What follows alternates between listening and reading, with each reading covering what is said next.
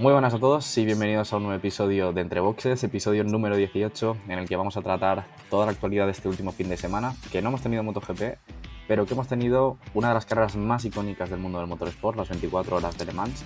Hemos tenido carrera de Fórmula 1 en Canadá y hemos tenido campeonato del mundo de Superbikes, así que vamos a tratarlo todo. Y bueno, hoy como veis echamos en falta a Álvaro González y a Luchi Leonés, que no han podido estar por motivos personales, por motivos también de trabajo. Y quería hacer un inciso antes de comenzar, recordaros que esta ya es la 18ª semana que estamos seguida generando contenido. Como os podéis imaginar, ninguno de nosotros vive de este podcast, tenemos nuestros trabajos, aparte lo hacemos por pura pasión. Y me gustaría que eso se viese en apoyo, que sirviese para que os suscribáis, para que nos sigáis en nuestras redes sociales, dejéis vuestros comentarios. Siempre en los comentarios la gente es exigente y lo agradecemos, pero nos gustaría recordar que estamos aquí ya 18 semanas seguidas generando contenido y esa es la expectativa para todo lo que resta de temporada. Y esperamos vuestra suscripción, esperamos vuestro apoyo. Y bueno, no estoy para nada mal acompañado, estoy al lado de Fran Lucas. ¿Qué tal? ¿Cómo estás? ¿Qué tal, Javi? Muy buenas. Muy buenas. Y bueno, un invitado perfecto, el ya invitado del podcast cada vez que tenemos una prueba importante en el mundo de las cuatro ruedas. Y bueno, si te parece, vamos a comenzar por la prueba grande del fin de semana, por las 24 horas de Le Mans que no han dejado indiferente a nadie. Sí, así es, una prueba icónica del calendario del Motorsport durante todo el año, las 24 horas de Le Mans. Va a ser un mes de junio también mucho de resistencia, porque tenemos también 24 horas de Nürburgring, así que un mes de mucha resistencia, pero lo que nos toca ahora hablar, que son las 24 horas de Le Mans, impredecibles, un poco como siempre. Parece que cuando empieza la carrera el sábado, parece ya que tiene un poquito los papeles de quién puede ganar la carrera, pero como bien dice su nombre, son 24 horas, es una carrera muy, muy larga y que todo puede pasar, ¿no? Así que así ha sido estas 24 horas de Le Mans, con esa victoria de Ferrari que la ha logrado por tercer año consecutivo. Un dato un poco así curioso es que en el 23 la lograron con el coche 50, en el 24 con el coche 51, la de Miguel Molina, y este año la han logrado con el coche 83, con el AF Corse, que es privado, ¿no? Que se entiende un poco que siempre las marcas tiran a tener preferencia por sus coches de la marca oficial, pero en este caso ha sido el coche, el AF Corse, del equipo privado, el que ha logrado esta victoria con Robert Kubica, que hace unos años, si no recuerdo el año exactamente, pero hace dos o tres añitos, en la categoría LMP2, Le Mans le robó la victoria a Kubica, porque en la última vuelta, después de estar luchando 24 horas por la victoria, pues en la última vuelta, después de la chicane Dunlop, el LMP2 del piloto polaco se paraba y ahí ya dejaba al traste todo ese trabajo durante toda la carrera de ese equipo y bueno, pues le robaba, como yo digo, Le Mans esa victoria. Pero que fíjate, después, años después se la ha devuelto, ¿no? Y además se la ha devuelto en la categoría Hypercar, en la categoría Scratch, con esa victoria en el AF Corse. En las últimas horas de la carrera, el piloto polaco decía de que no iba a poder acabar toda la carrera, ese último stint, porque el equipo le pedía que tirara ya por completo él hasta el final. Y él decía que no, que esa estrategia no iba a funcionar, que no y que no. Y mira, pues finalmente todo ha salido a pedir de boca y se pudieron llevar esa victoria.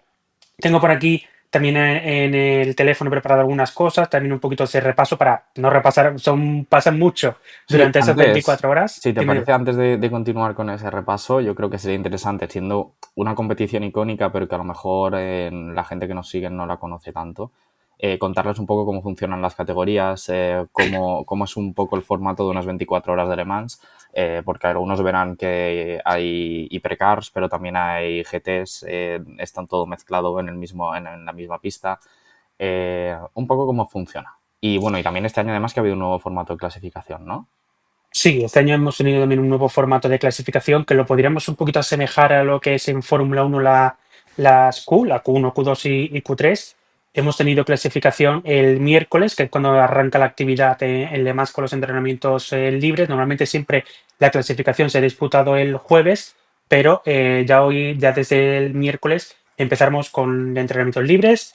Parte de esa clasificación, esa Q1, por así decir, y luego ya ahí quedaban varios coches eliminados y luego en la jornada del jueves ya se disputaba lo grande, ¿no? Para luchar los coches que quedaban para luchar por la pole position en estas 24 horas de Le Mans. Como bien has dicho, tenemos varias categorías. Tenemos la categoría Hipercar, que es la reina, la que más se suele seguir.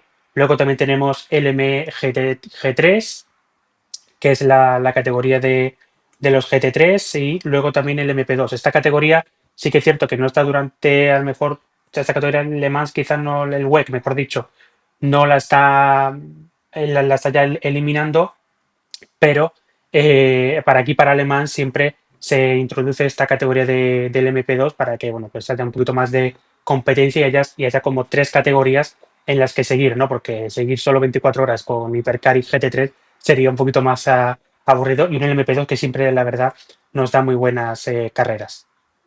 Y ya hablando un poquito de Hypercars, ¿cómo fue un poquito también el desarrollo de carrera? Porque además es un, entre comillas, un hito, ¿no? Que gane un equipo privado a los dos coches oficiales que estaban justo detrás de este coche privado hasta prácticamente la última hora, hora y media, ¿no?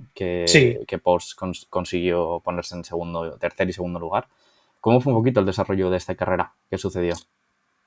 pues mira, la gran sorpresa del fin de semana empezó en clasificación cuando el equipo Cadillac que conseguía el doblete en parrilla, ¿no? La primera y segunda posición, algo inesperado, porque no habían mostrado un gran ritmo en los entrenamientos libres, pero sí que es cierto que en clasificación pues solo pusieron la carne sobre el asador, y Cadillac fue la que sorprendió. Esto en carrera no le duró mucho, porque nada más ya entrar en esa recta inmensa del Sonadiers, pues ahí ya le robaron la victoria, y fue el equipo Porsche el que estaba ahí imponiéndose en esas posiciones de privilegio. Ferrari quedaba un poquito todavía más acazapado, pero que pronto iba también a dar ese salto a la carrera, ¿no?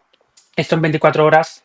También hay que ver un poco las condiciones, porque sí que hemos tenido un fin de semana también muy caluroso, con temperaturas de pista bastante altas, pero el sábado tuvimos el día nublado, la temperatura fue un poquito más baja, y esto quizás favoreció un poquito menos a esa degradación de los neumáticos.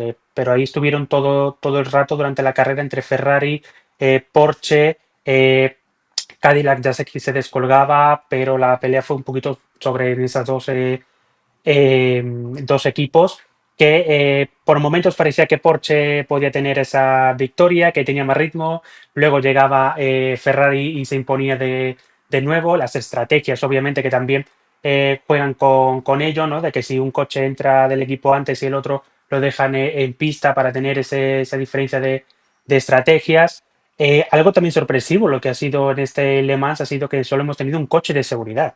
El año pasado nos hartamos de coches de seguridad Y con la lluvia. falta de lluvia. Exacto. Y fue una madrugada bastante dura. Aquí un servidor que se ha quedado durante las 24 horas, ese, me acuerdo que el año pasado fue bastante duro aguantar Sí, el sueño. esto es algo que yo me gustaría poner sobre la mesa, que es un poco el debate de a qué punto han llegado el desarrollo de los coches, en el que prácticamente son máquinas que se pueden conducir durante 24 horas sin errores, si no hay lluvia y no hay unas condiciones especiales. Además, tampoco se quedaron muy lejos del récord de vueltas, ¿no? O sea, porque escuché que el Sí, récord de cerca de vueltas las eran 300, 400 hicieron. 397, hicieron creo que Robert Kubica hizo, bueno, Robert Kubica, el AF Corse hizo 386. Es decir, se quedaron, bueno, media horita de vueltas, 10 vueltas son bastantes en Le Mans, pero que rodaron yo creo que a un ritmo relativamente alto. Y es sorprendente cómo se puede llegar hasta ese punto. Y me gustaría saber tú qué opinas, alguien que sigue todo el mundo de las cuatro ruedas, tanto en Europa como en Estados Unidos, del desarrollo tecnológico. Es decir, hasta qué punto nos estamos cargando la emoción por llegar a coches tan desarrollados como son los hipercars, que son transformers que ruedan muy rápido. O sea, muy, Eh, muy rápido. Me ha gustado mucho esa definición de Transformer. Sí, es lo más parecido, yo creo. Sí, o también otra cosa que se le dice a los hipercars que son, ya se le dice también a los LMP1 que son naves espaciales, ¿no? Porque tú ves la cámara Mm, onboard y son todo pantalla, botones, es una nave espacial, ¿no? Es cierto que con este desarrollo de los hipercars, ¿no? Y de toda esta unión entre la IMSA y el WEC, la IMSA es el campeonato de resistencia de Estados Unidos, se hizo para que pudieran correr también coches del WEC, pudieran correr también, por ejemplo, en Daytona, ¿no? Los 24 horas de Daytona que son mm, siempre a primero de año. La verdad que también sorprende, ¿no? Ese desarrollo que se ha llevado de un año a otro a los hipercars y el interés de las marcas. Creo que esto también es muy importante para el mundial de resistencia porque ya vaticíamos que hace unos años que se venía una era dorada en la resistencia pues desde que llegó con la llegada de los hipercars y todavía más marcas va a entrar. De hecho, el año próximo, o el 2026 o 2027, va a entrar Hyundai. Hyundai, que es una marca también de referencia en el Mundial de Rallys, y va a entrar ahora también en el Mundial de Resistencia. McLaren va a entrar también con un hipercar el próximo año. Muchas marcas se están interesando por este campeonato del Mundial de Resistencia y se nos viene, como bien decía, unos añitos muy, muy interesantes, pero en cuanto al desarrollo, creo que la verdad que es una maravilla, ¿no? Todo el desarrollo que hacen los equipos con estos coches y sobre todo características un poco diferentes, ¿no? Que no son todo como un estilo IndyCar, que son todos los sí. coches lo mismo, sino que aquí siempre todo tienen una forma muy, muy diferente, ¿no? De hecho, hemos tenido este año debutando al Valkyria, coche de la Aston Martin Valkyria que diseñó y construyó el genio Adrian Newey y que se diseñó para esto, que parecía que no iba a llegar, pero finalmente este año pues ha podido llegar el Aston Martin Valkyria con un sonido espectacular.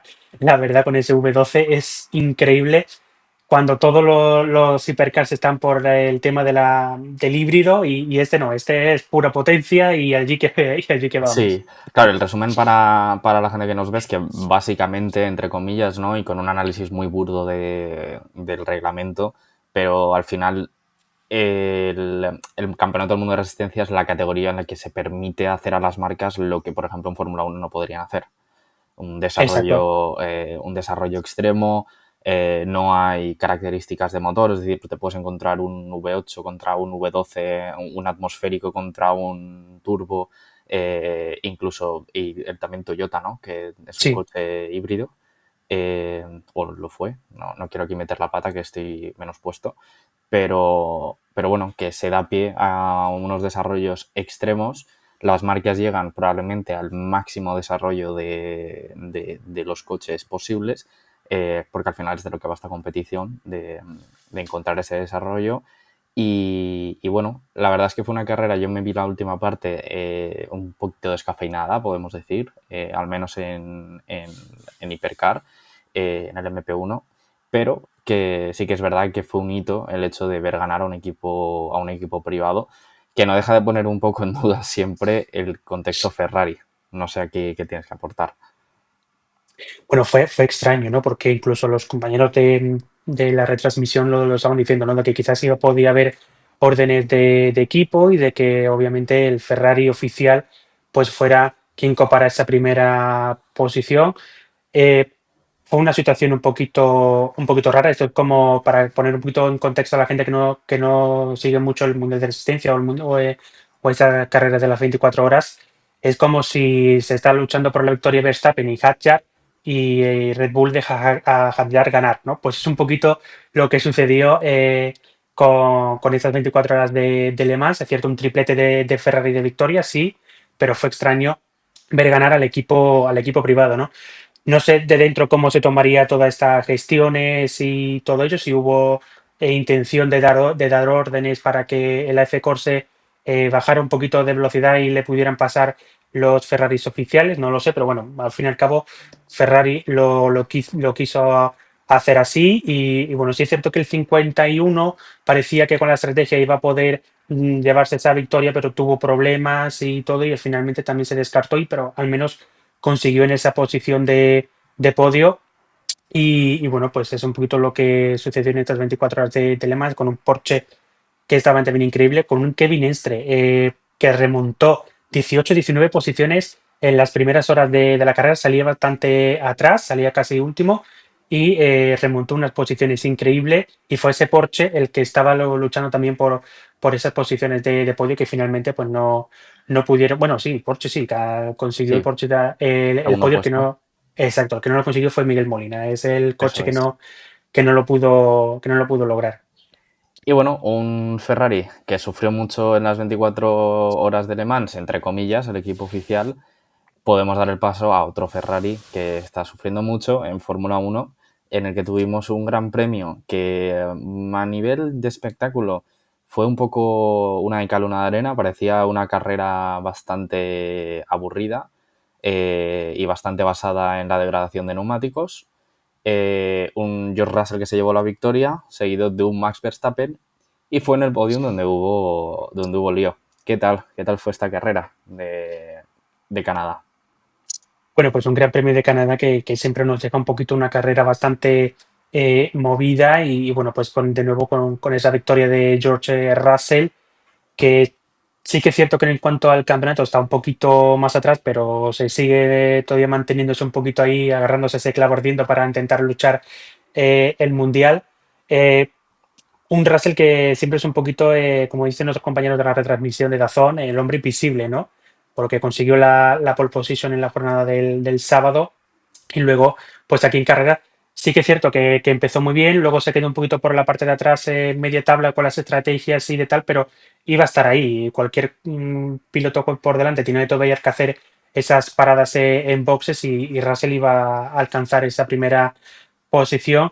Luego con un Verstappen. Es cierto que quizás Russell tendría mejor un punch un poquito más de extra, porque siguiendo el timing en esa última parte de la carrera, Verstappen se encontraba unos 2 segundos o por Mm. ahí, pero no lograba recortarle esa distancia y parecía que Russell tenía un poquito más. No, no recuerdo si Russell tenía menos Ah, vueltas de gomas o no recuerdo ahora mismo exactamente, pero sí que es los, cierto que los Mercedes no degradaban. O sea, exacto. al igual que. Y Verstappen para mí hizo una carrera fuera de lo normal, otra carrera más, teniendo en cuenta dónde estaba su Noda y dónde estaba el otro Red Bull y el comportamiento de su compañero de equipo, que no pudo y que tuvo que hacer una estrategia de alargar neumáticos hasta prácticamente las últimas 12 vueltas, un neumático duro para ir a una sola parada. Sí. Eh, Verstappen aguantó de milagro, porque esa carrera el Red Bull no estaba para hacer un segundo puesto, ni muchísimo menos, con tanta degradación, pero los Mercedes sorprendieron mucho. George Russell para mí hizo una carrera muy, muy inteligente porque rodaron muy rápido al inicio de carrera los dos, pero la degradación favoreció muchísimo más a George Russell, que se pudo escapar del DRS. Y creo que hizo una carrera excepcional, lo que me da pie a siempre pensar un poquito, lo primero Mercedes, ¿por qué no encuentra esa estabilidad? Porque esta carrera vuelan, porque Antonelli también fue muy rápido y consiguió un podium, luchándolo hasta el final de carrera, pero consiguió un podium y luego en otros grandes premios les cuesta muchísimo. No sé un poco cuál es tu visión de esta situación de Mercedes, de Russell. Antonelli está debutando, pero sobre todo de Russell y Mercedes. Sí, el que está salvando un poco los muebles de Mercedes es Russell, ¿no? Como decía antes, es cierto que están un poquito más atrás que sus rivales en el campeonato, pero se mantiene todavía un poco ahí en esa lucha, en este larguísimo campeonato que todavía no nos queda de Fórmula Uno. Creo que a Mercedes todavía le falta esa, como tú bien dices, esa estabilidad, ¿no? De estar ahí luchando por victorias o podios a lo largo de todas las carreras. Esto lo hemos visto en anteriores grandes premios, lo hemos visto aquí en Canadá, pero veremos a ver el siguiente, que si no recuerdo mal es Austria, pues veremos a ver cómo se comporta ahí Mercedes. E igual ahí a lo mejor Red Bull da ese pasito más adelante, o los McLaren vuelve a ser de nuevo bastante competitivo, que aquí han estado un poquito más atrás, pero y de nuevo vuelve a haber esa sorpresa, doblete de McLaren, Red Bull y a lo mejor Mercedes se queda entre el top 5 o top 10. Hmm. Entonces ahí ya estás perdiendo un poco más de esos puntos, ¿no? Primer podio de Kimi Antonelli en Fórmula Uno, la verdad Tercer que piloto más joven de la historia en conseguirlo, detrás de eh, Verstappen y de Lance Stroll, no nos exacto. olvidemos. Tercer piloto más Exacto. joven en conseguirlo. La verdad es que, bueno, debut a la altura de lo esperado, ¿no? Yo creo, el año. Sí. Conseguir ya un podium es un gran paso, es un hito que te quitas ya del medio y yo creo que también como debutante se quita ese peso.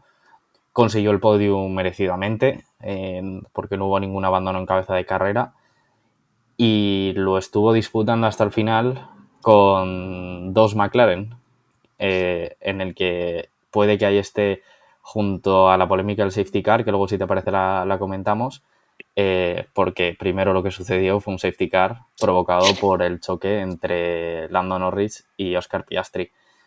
¿Cómo fue? ¿Y qué sucedió?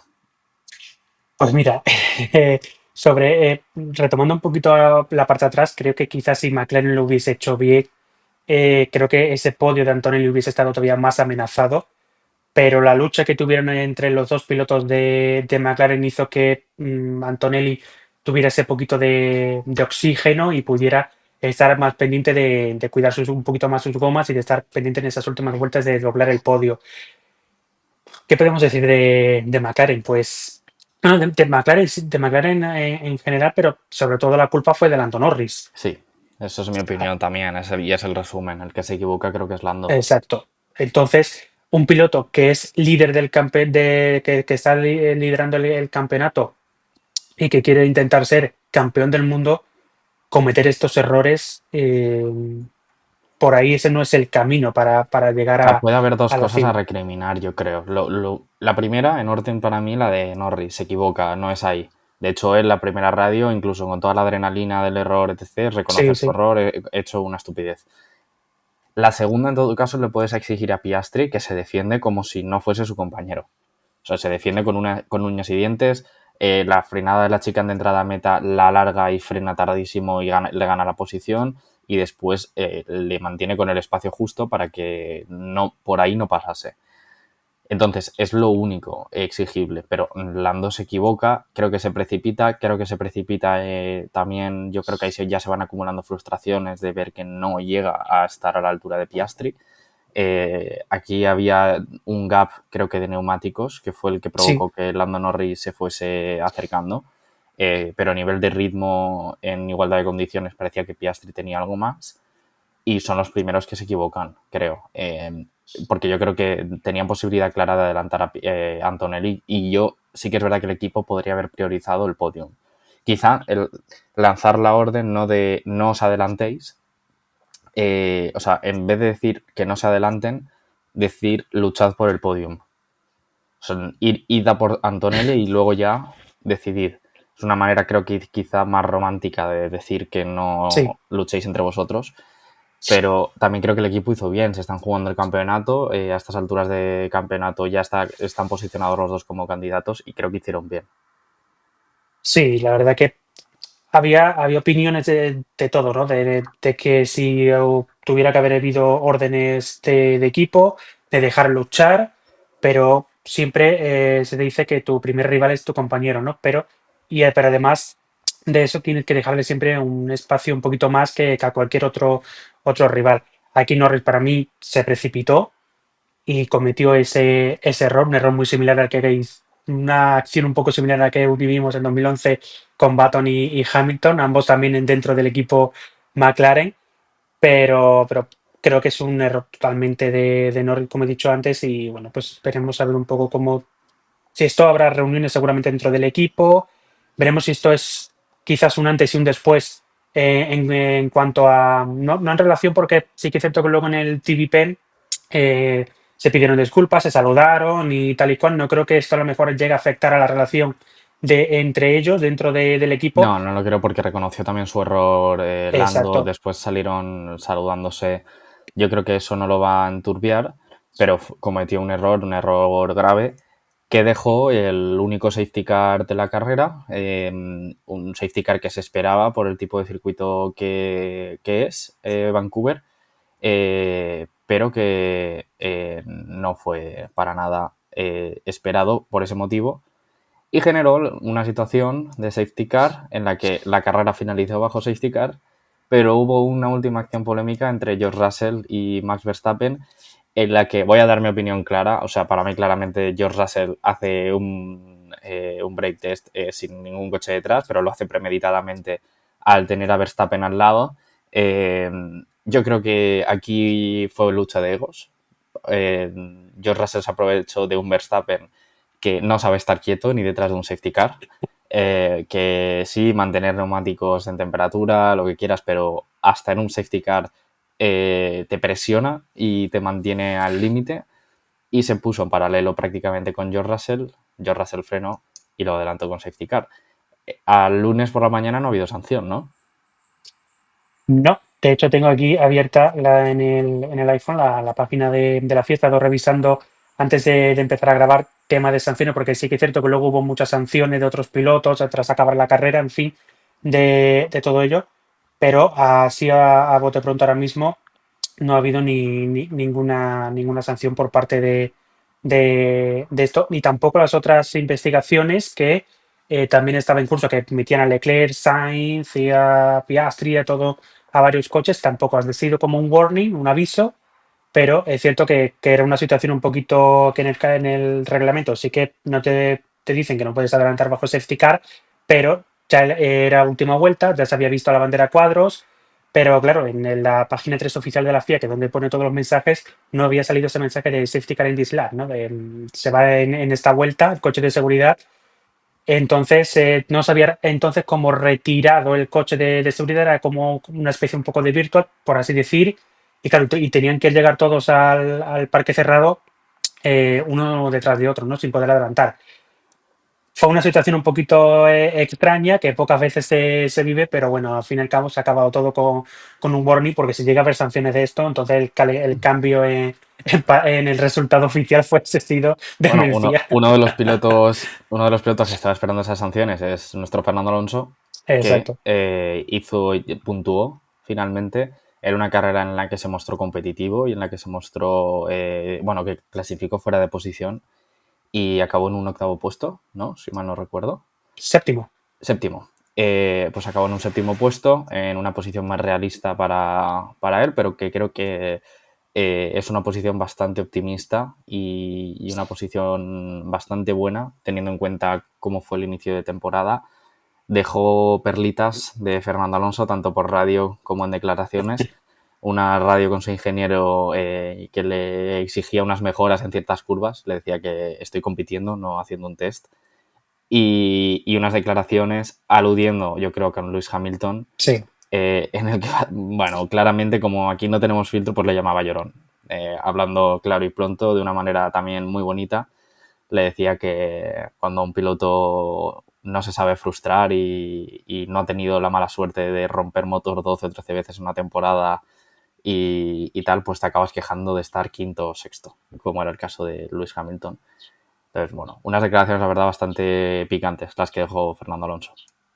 Sí, un poco también lo que es Fernando, ¿no? Que siempre, como bien has dicho, nos deja esas perlitas, muchas veces, sobre todo muchas veces por radio, pero me llamó mucho la atención esas declaraciones cuando las estaba escuchando en directo. Digo, ostras, digo, creo que me hizo una idea de que iba por Hamilton, digo, pero no sé a ver un poco si a lo mejor iba por otra persona, pero bueno, finalmente se sabía que iba a ser por el piloto británico que no está teniendo la temporada deseada en Ferrari. Salvo esa carrera sprint de China que logró esa victoria, la verdad que está siendo bastante duro el paso por Ferrari de Lewis Hamilton, bastante desaparecido en la carrera de Canadá. Incluso él propio decía por radio bueno, que no estaba del todo a gusto con esa posición y con el ritmo del coche. Yo, ahora ya que hemos avanzado poquitas más carreras en el calendario, yo he de decir que me esperaba que el Hamilton fuese más competitivo. No te digo a lo mejor de ganar todas las carreras o de luchar por el podio todas las carreras, pero de que Ferrari este año, por parte de Hamilton, hubiese estado ahí más competitivo, ¿no? Es cierto que vale, que en Fórmula 1 puede ser todo lo bueno que sea, si lo vemos, por ejemplo, pongo el ejemplo claro, ¿no? El de Fernando Alonso, un super piloto, pero si no tienes la máquina, si la máquina no te Sí, acompaña. pero yo creo que todos esperábamos el saber que el Ferrari no acompaña, pero esperábamos de Hamilton unas manos de Verstappen y unas manos de Fernando. Sí, De notar que eres 7 veces campeón del mundo. Entonces, creo que todo el mundo esperaba eso y yo incluido, aunque Hamilton no es santo de mi devoción a nivel de pilotaje, sí que creo que entre ellos tres Hamilton es el que menos manos puede tener para llevar un Fórmula 1 y más beneficiado ha salido de tener un coche fuera de todo, porque probablemente Mercedes ha construido de los mejores Fórmula 1 de la historia, lo que más ha marcado la diferencia. Aún así tampoco está, al final, la situación de Ferrari es la que es. La de Leclerc y la de Hamilton es la que es. No están tan lejanos a nivel de resultados. El Ferrari no funciona. Ferrari está perdida desde hace muchísimos años y aquí yo no me atrevo a esbozar un camino de por qué ni todos los sucesos, principalmente porque no he estado tan puesto en Fórmula 1, pero cuando llevas tantos años de sequía a nivel de campeonato del mundo, tienes un problema muy grave, muy, muy grave. Puede ser estructural, puede ser también incluso en concepto de la marca, es decir, de cómo está planteada o qué es lo que pretenden a nivel de marca, pero tienen un problema y Hamilton creo que fue con la expectativa de un poco lo típico que sientes cuando ves que el jardín de al lado está sufriendo y dices, yo creo que lo podría salvar. ¿Sabes? O sea, la Sí, típica paradoja de los hombres de si me dan un equipo de segunda división, yo creo que lo asciendo.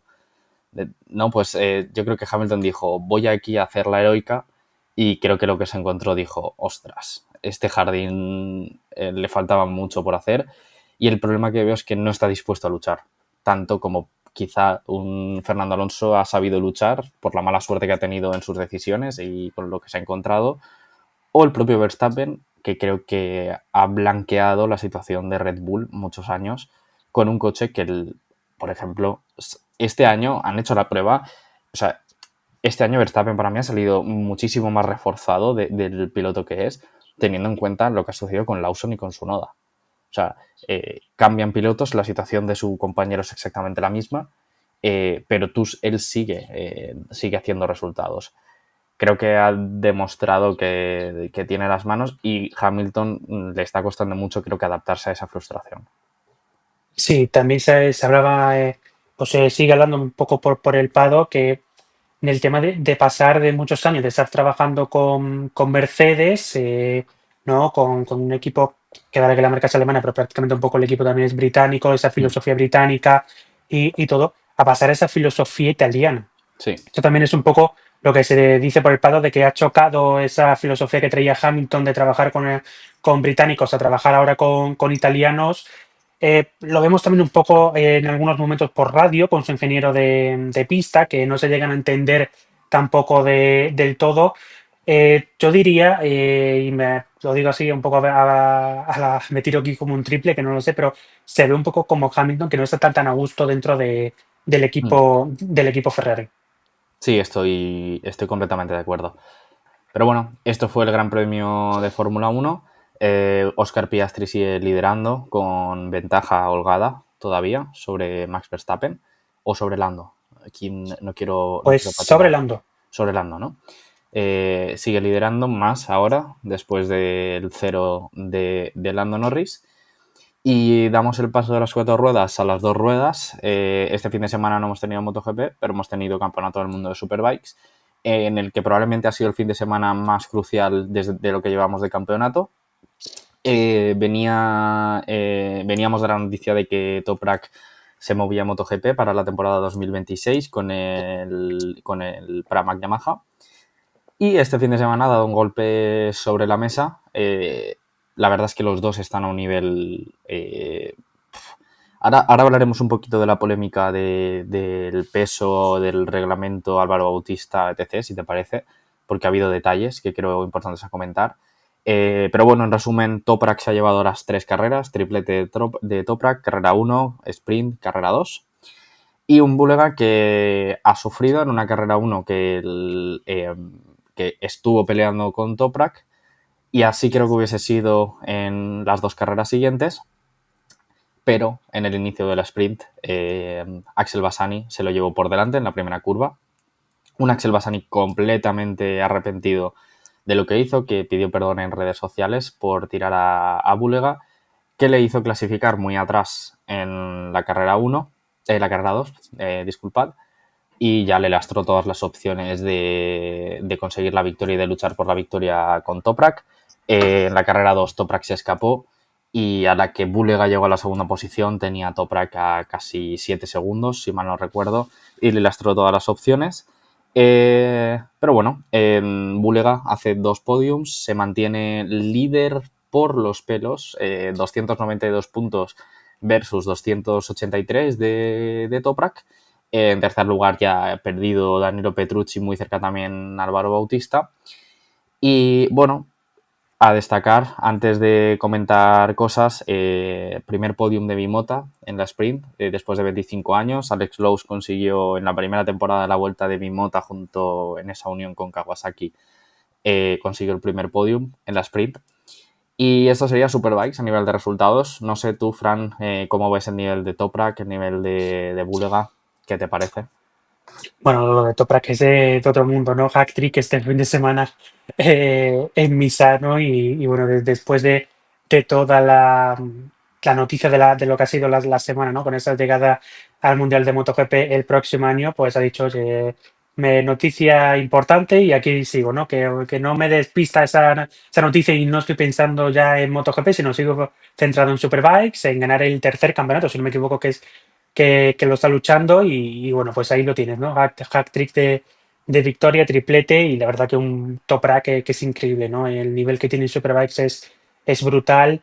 Eh, Ojalá que siga con este nivel el próximo año en MotoGP, que es otra cosa muy distinta, pero esperamos de que también esté, quizás a lo mejor no luchando por el campeonato, que sería, oye, si lo hace ya el año que viene, luchar por el campeonato, yo ya me quito el sombrero ante Toprak, Sí, pero va a ser, este es el debate de si exacto. quieres lo podemos saber de qué va a pasar con Toprak el año que viene. Yo aquí sí que me gustaría hacer un comentario, porque se ha hablado mucho del fichaje de Toprak. Algunos, bueno, desde entre boxes lo hemos apoyado desde el principio, lo consideramos un genio sobre las dos ruedas. Y luego desde otros medios se ha criticado. Se ha criticado porque consideran que es un fichaje que no es necesario, que ya tuvo la oportunidad y no quiso. De hecho, encima de esa misma moto. Y yo creo que hay que analizar varios puntos del fichaje de Toprak que son muy importantes y es los porqués.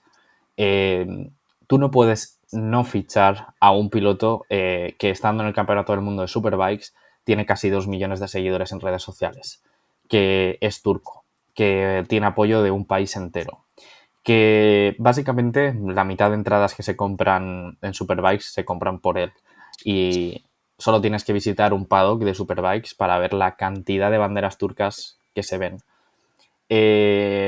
No puedes no hacerlo. Es lo primero, te va a traer patrocinadores y ni siquiera, esto no quiere decir que Toprak va a ir pagando. Es que va a haber marcas que se están matando por estar en la moto de Toprak y esa es la realidad. Además, me parece que se alinean mucho el equipo y el piloto que fichan.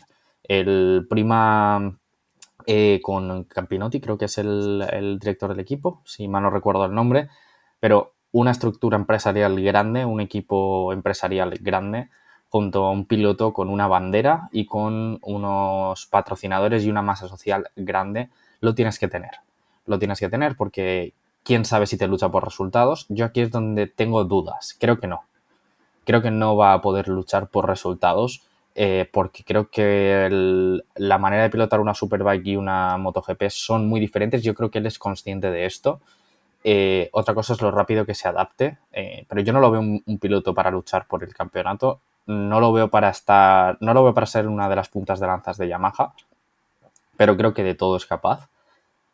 Pero que no puedes no ficharlo. O sea, creo que es un lujo que podamos tener a Toprak el año que viene en MotoGP.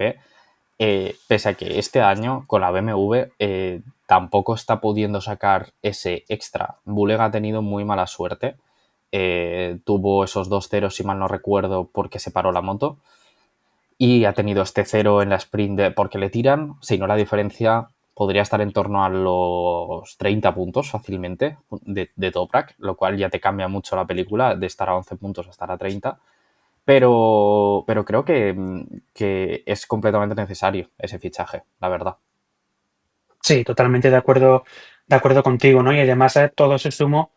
en lo que quiere hacer un poco también Dorna, ¿no? Del tema de nacionalidades, de que, eh, a ver, tenemos una legión de pilotos españoles, por supuesto, en todas las categorías, pero, por ejemplo, eso se vivió mucho con David Alonso, ¿no? En Moto 3, ¿no? De que sí, corrió con bandera colombiana, pero por parte de que lo quiso hacer por parte de su madre, que es de Colombia, pero que también se ha creado aquí en España, ¿no? Eso fue también un motivo de debate y creo que Dorna ha dejado un poco también claro de que quiere eso, ¿no? Más nacionalidades, ¿no? Creo que eso a Dorna también le viene muy bien en cuanto a nivel de medios y de todo, ¿no? Ese fichaje de Toprak, pero en cuanto a resultados, como te iba a decir antes, obviamente no va a estar luchando por campeonatos ni por victorias ni mucho menos, ¿no? O sea, alguna carrera un poco loca o lluvia o algo que a lo mejor pueda llegar un poquito a ese top 5 o como mucho, ¿no?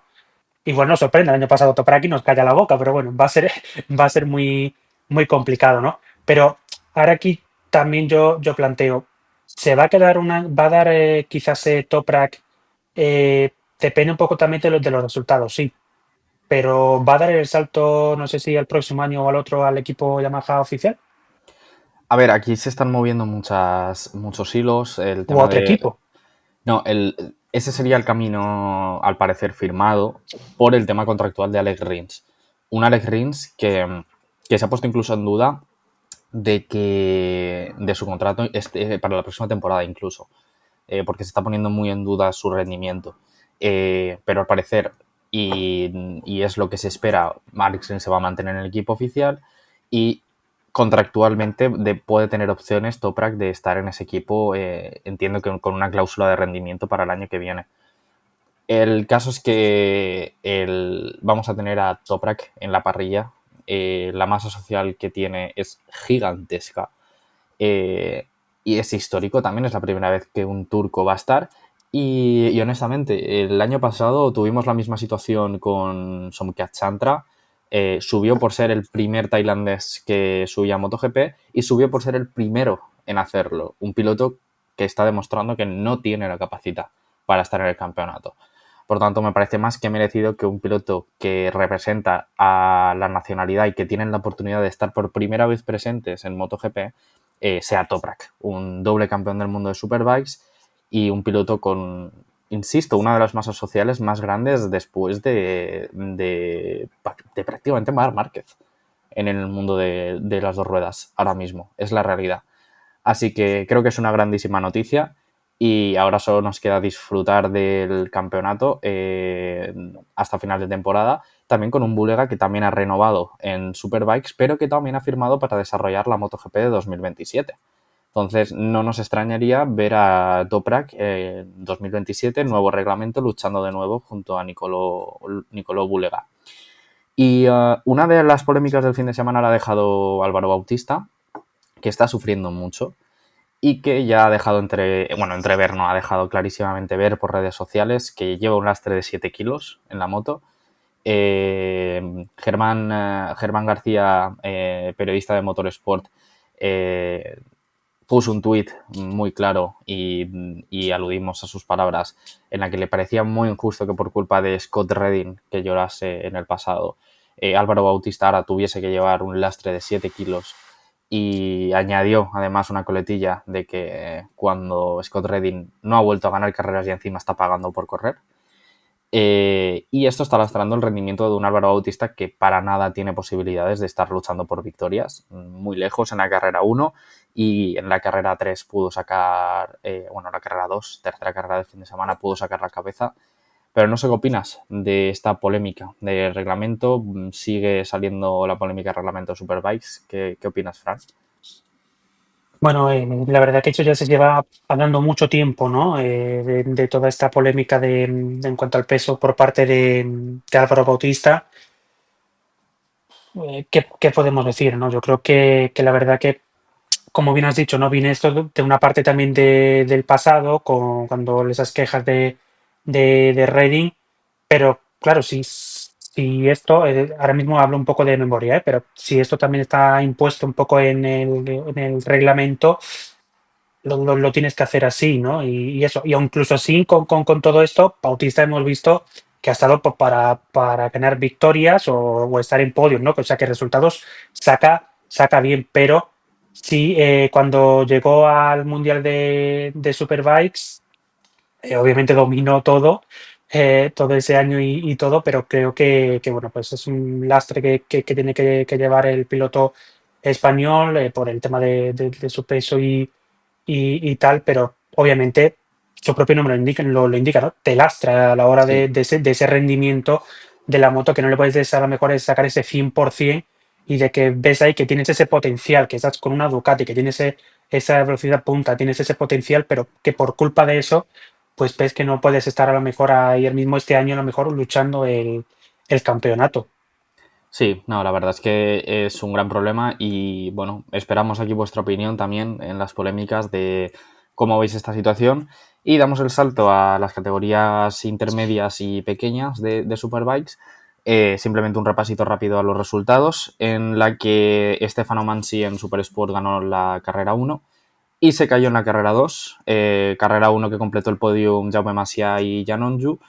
Un Jan Onju que ganó la carrera 2 y junto a otro Masia que consigue doblete de podiums este fin de semana y un Valentin Davis que subió en tercer lugar. Y bueno, la clasificación la domina Stefano Mansin de lejos, 210 puntos versus 163 de Jan Onju. Insistimos en que Stefano Mansi sigue siendo el claro favorito, un claro favorito también a subir a Superbikes probablemente el año que viene. Creo, y veremos, pero creo que no me voy a equivocar. Eh, todos están esperando a la retirada de Jonathan Rea, que al parecer es lo que lleva esperando, o sea, lo que quiere hacer. Lo ha dejado entrever que no descarta quedarse en casa el año que viene.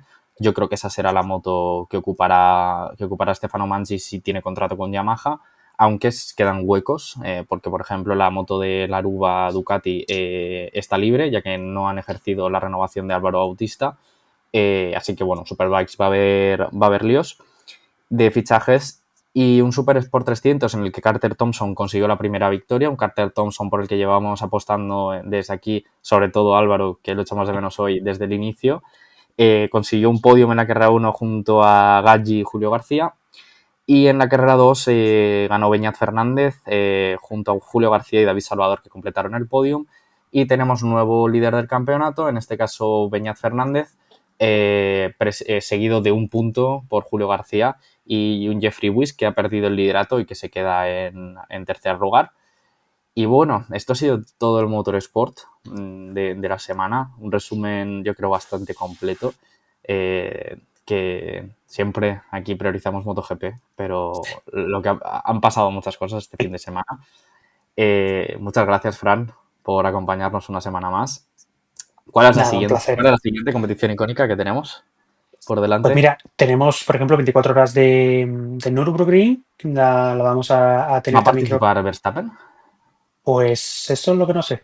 No tengo ahora mismo aquí la Entry Leads ni nada. Creo que no recuerdo cuándo es 24 horas de Nürburgring. Creo que es este fin de semana, si no recuerdo mal. Estoy hablando un poco de memoria Sí, o del sea, a calendario. lo mejor se le esperaba, ¿no? No se sabe, pero Sí, y vamos, y yo te digo, antes que hemos hablado de Le Mans, obviamente, 24 horas de Nürburgring este fin de semana es la clasificación y la carrera. Si este es este fin de semana las 24 horas de Nürburgring, no le coincide con Fórmula Uno, no, ya veremos. Pero antes que hemos hablado de Le Mans, obviamente esperamos también que un día de mañana un Verstappen también esté, por ejemplo, en Le Mans, ¿no? Yo no, creo que también 100%. es una Tiene carrera que ser un que piloto. eso. Tiene que ser un piloto llamado a, te diría, incluso intentar la triple corona. ¿Lo ves en la Indy? No lo veo, pero ostras, sería muy bonito que lo intentase. Ostras, es que Tipo Fernando coge. Alonso, ya en un momento o sea, y solo haces eso. Sí, pero en el caso, por ejemplo, de Fernando, que luego esto en futuro puede cambiar, pero él ha descartado un poco de seguir compitiendo en la Indy 500, ¿no? Por Sí, la no, claro, peligrosidad y todo lo que conlleva esa carrera, o si compite tiene que tener muy claro que va a ser un equipo ganador. sí, Vamos a poner un Ganassi, un Penske, lo que sea, un equipo ganador y que tenga esas ocasiones, sí. seguramente. No, tiene Si que se lo ser. ofrecen, creo que Alonso va a ir a por esa triple corona. Le Mans seguro. Alonso lo ha dicho, que quiere volver a Le Mans el día de mañana que deje la Fórmula Uno. Veremos que también ha comentado que quiere seguir con Aston Martin el día que deje de pilotar en la Fórmula Uno y puede seguir ese camino con Aston Martin en Le Mans, quizás con el Valkyria o lo que sea, pero a Alonso se lo ve en Le Mans, pero un Verstappen en Indy 500 detrás. Así, pensándolo ahora mismo así rápido, hostia, A mí me choca encantaría. un poco, pero me encantaría, sí, sí. Igual Pero que bueno, El Leclerc también se lo espero de mañana también en Fórmula, en el Le Mans, por ejemplo, sobre todo con Ferrari, ¿no? Aunque Leclerc le queda una extensa carrera en Fórmula Uno, pero bueno, son muchos pilotos que siempre llaman esa atención de Le Mans. Y esta ha sido la edición 93 y en unos añitos va a ser la la edición número 100. 100. Ya se cumplió el centenario, pero en cuanto a años y las ediciones, no son lo mismo, por el tema de todas las guerras que hubo y todo esto que se paró, pero ya el centenario fue hace un par de años, pero la edición Número 93 ha 100 sido se esta aproxima. y la 100. Veremos en la 100 si a lo mejor de aquí a unos años no tenemos alguna que otra sorpresa. Ojalá. El futuro no lo sabemos, pero Exacto. lo Si que lo sí que superamos, sabemos es no. que la semana siguiente estaremos por aquí. Así que suscribíos a este canal, seguidnos en nuestras redes sociales, Instagram, Twitter y TikTok. Y nos vemos la próxima semana en el episodio 19. Analizaremos lo que sucede en MotoGP en Mugello. Tendréis a un servidor por allí. Nos vamos el jueves para Mugello a disfrutarlo. Así que os lo contaremos de primera mano desde dentro del circuito. Y nos vemos la próxima semana. Gracias, Fran, y un saludo. Nada, un placer como siempre.